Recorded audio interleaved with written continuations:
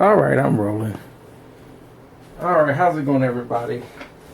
I know I hadn't done a video in a while, and yeah, I've been super busy. So I wanted to do a video right quick. It's basically a professional recording studio signal flow, but I'm gonna use my home recording studio setup to give you an idea of that setup and how the signal would flow if you ever walked into a commercial studio and kind of wondered. The only difference that you're going to see with my setup is one, it's in a bonus room in my house, so I don't have multiple vocal booths and drum booths, and plus I don't have cables hidden under the floor and in the walls like you would see in a commercial studio. Plus there's not, my studio is not a room, floating rooms where there's a room inside of a room and there's spacing between the rooms and all that. Because this is a house, and eventually if I leave this house I definitely would have to sell it, and I want to make it sellable by not putting a bunch of holes in walls and holes and all this remodeling to try to make it this commercial room setup. Even though a commercial, especially if you're going to record a band. Now my setup necessarily, do you have to have a setup like mine? No, but the traditional commercial studio setup is, this is the way it was set up. So what I'm gonna do right quick, in case I've done a video like this before, but I said why not just do one again? Why not? So without further ado, I'm going to grab the camera and I'm just going to kind of walk you through a signal flow process of how it would work in a commercial studio, so you'll get the idea, so that way you'll be better equipped next time you ever go to a commercial studio like in Los Angeles or New York or LA or Florida or someplace like that, where you'll see all the rack of outboard gear and a console with the speakers, and then you walk into the live room and so forth. So without further ado, here we go. So what I'm going to do, you got to kind of excuse the lighting. I'm going to, now my keyboards are set up here because I'm a keyboard player. Unlike you'll see in most of these videos that you'll see on YouTube, where the people are mostly guitar players, while I'm a keyboard player. So I'm going to have keyboards, synthesizers. But what would happen is, technically, if you walked into their live room, like I have my mixer right there, all my synthesizers that are right here, all these synthesizers right here that you see here are going through this mixer. This mixer is now, the output of this mixer, these two cables are actually plugged into this basically it's a XLR patch bay, but I'm using it as if it was a patch panel in live room, because when you walk into a live room you would see a panel on the wall, or be multiple panels on the wall, and all those panels will be then running cables from that panel to a patch bay. Excuse me. So every piece of anything that you can plug in will go through a panel, and that panel would then come to the patch bay. The patch bay is the central hub place where everything is plugged into the patch bay, so that way it can go into the console, out of the console. Everything that goes through the console and out of the console would go through the patch bay. And then all the outboard gear on the wall or in the racks, like you see here, all these racks all the stuff here on the racks would then come to the patch bay. A majority of everything I got in these racks are coming to this patch bay. Now the patch bay is organized in a way that the engineer knows exactly what's going where. So now this microphone, which is on this stand right here, and I have a Rode microphone on it, but you can have any microphone that you want. But I happen to have a Rode NT2A sitting right here, and it's plugged into this cable. Well, this cable is going all the way along, you know, it would actually, all these cabling that you see here, and there's a lot of cabling behind the wall over here and all that would actually be under the floor or in the walls or whatever in a commercial studio. So you would see it will be nice and clean, but like I said, because this is a house, I can't afford to do that, simply because houses are never really intentionally designed to be recording studios, but you make the best that you can. So that microphone cable is now coming all the way into input 1 here, which is this one. This coming out of that into all my outputs of that panel are here. I only have 8 of them right now, and of course I get some more. When I get some more XLRs and all that, I will continue all the way to 24. So those outputs from that patch panel will come into this patch bay, this top patch bay, which will be labeled live room. So I'm going to walk around, and that's one thing that you'll notice. Any engineer can basically fish out how to route stuff by looking at the patch bay. They know exactly how to route and input gear by coming over to the patch bay. Now, every pro level patch bay would actually be marked, which I need to do mine, even though I know what's plugged in each. I know what's plugged into these patch bays, but I still need to mark them. So my live room would be this output, and then what would happen is your patch bays, based on how you use them, would be set up to be either in a normal configuration, a half normal configuration, or a through, where the top and the bottoms are not connected to each other at all. Now, because this is my live room patch bay, it's normal, and so the top is coming from the live room, and it's continuing to this bottom one, which then continues into the console. So if I had nothing going to that, it would. Now, the second one, for this one, I actually have it set up as my interface returns from the interface. The interface on this one happens to be here. That's the interface here.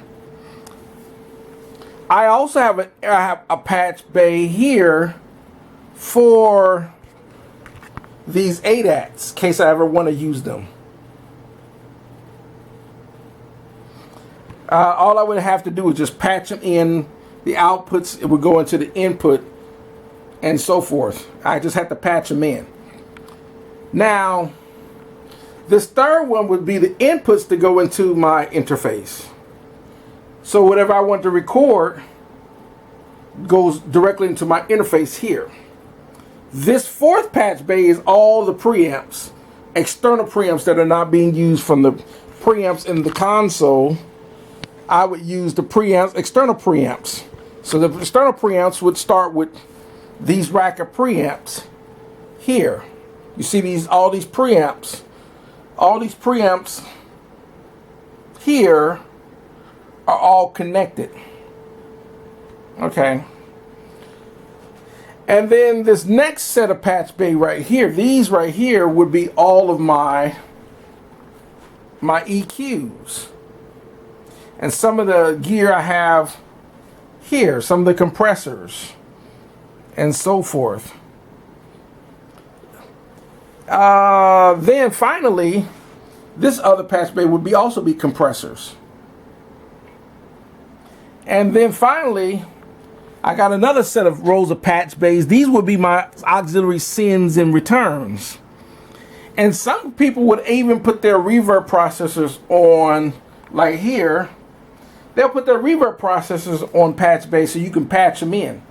They'll just run the send from the console into a reverb unit just by patching it in, instead of actually having it directly connected into the back of the console.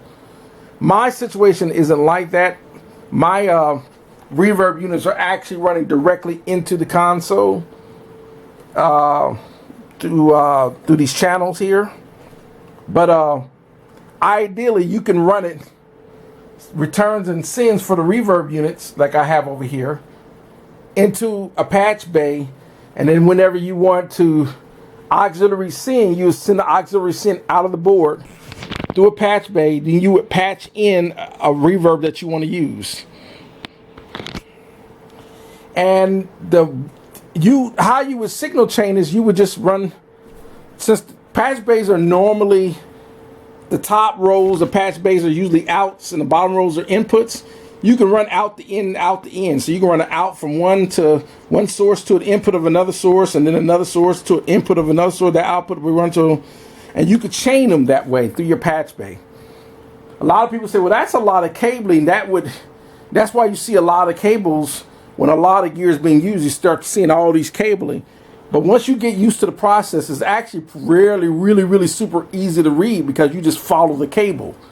You run the output of what cable based on what it's labeled from the output to wherever it's going on, to the input of wherever it's going. So you would follow one cable and you would follow it. Say, for example, since this is my preamp, I know for a fact that the output coming from my live room is going into a preamp. And this preamp happened to be on 22. Well, this preamp happened to be this Avalon right here. And then the output is then going into the console for monitoring. And then I would run a direct out from the console into the input of the interface so I can actually record the source into my DAW. So that's typically a studio signal workflow. So basically, in a nutshell,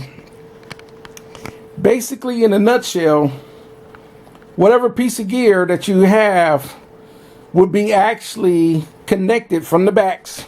As you can see, all these cables on the back of all these pieces of gear, all these outputs and inputs all are into the inputs and outputs of the patch bay. And you just patch in whatever gear you want to use, compressor, EQ, reverb, whatever, so yada yada yada. You would plug it in that way, and everything's being monitored and routed through your console. This is the reason why consoles are one of the most preferred methods for mixing and recording, because of the live, no latency monitoring to hear exactly what you're doing while you're recording, and exactly hear what you're doing on the playback from the recording, and exactly what you're doing on the mixing. And that's the reason why you can hear everything live. So now, to sum it up, the last few things, because I have the right side of the board for mainly for reverbs and monitoring for recording, but these first 24 channels on this board are basically for returns from the interface, so I can actually hear what I just recorded on this side of the console. So whatever I record will come in on this side of the console, and then when I'm ready to, once I record into my DAW, for example, I got Studio One up here, the output, whatever was recorded into Studio One will then be heard back on these channels here. And I'm now ready to use whatever. If I'm going to use plugins within the I'm going to use plugins within the software, or I'm going to use actual, pieces of gear, which I actually like using real pieces of gear, but plugins are awesome as well.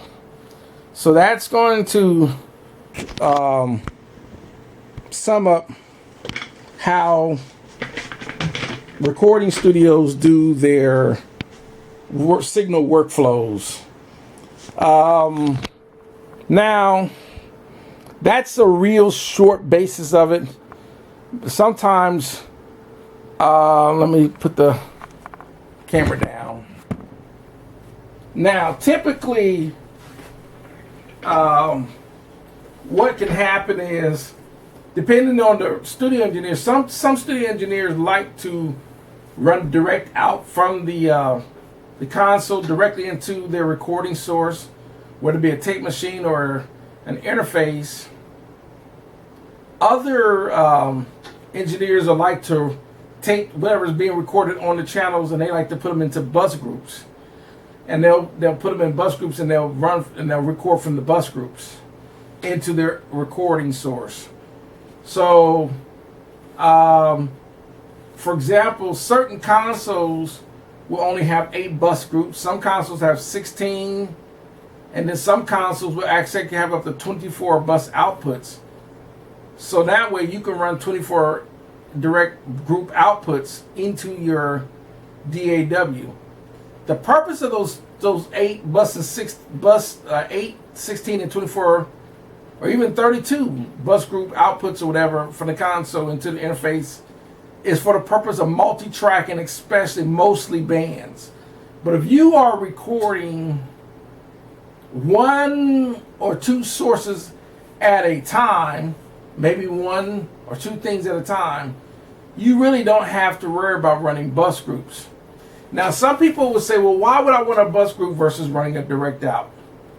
Well, the bus groups versus direct out, for example, if you record direct out, you can only record from that channel into your recording source on a direct out. So, for example, if you had something on channel 5 and you run a direct out, only channel 5 will record to the recording source. But the reason why studio engineers like to run bus groups to their recording source is because they might have, let's say channels 1 through 8 is drums, for example, kick, snare, hi-hats, overheads, toms, high, mid, and low toms, right? And then you might have a set of room mics or whatever. Well, they may all want those to go to each individual bus groups initially, but let's say they might come back and do an overdub or something like that. Well, they might want to put another source to run on the same channel recording, but from a different channel. So if I sit there and say, okay, I got something on 17 or 18, and I need to also run that to channel 5.